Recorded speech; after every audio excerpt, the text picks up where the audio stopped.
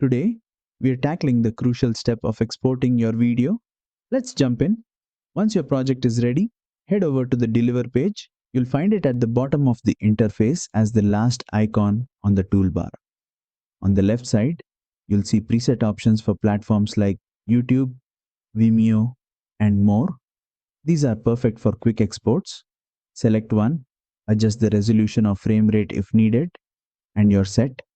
For more control, use the custom export option. Start by naming your file and choosing the location where to save it. Then select the format, such as MP4 or QuickTime, and choose a codec like H.264 for smaller file sizes or H.265 for better compression. Adjust the resolution and frame rate to match your project settings. Make sure the render is set to entire timeline option to export the entire timeline, or the other option to export just the portion you need. Once everything is set up, click Add to Render Queue in the bottom. Your project will move to the Render Queue panel on the right. When you're ready, hit Render All, and DaVinci Resolve will process your video and save it to the selected location.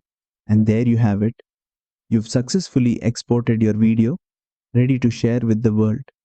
If this tutorial was helpful, don't forget to like, subscribe, and hit the bell for more quick and easy DaVinci Resolve tips.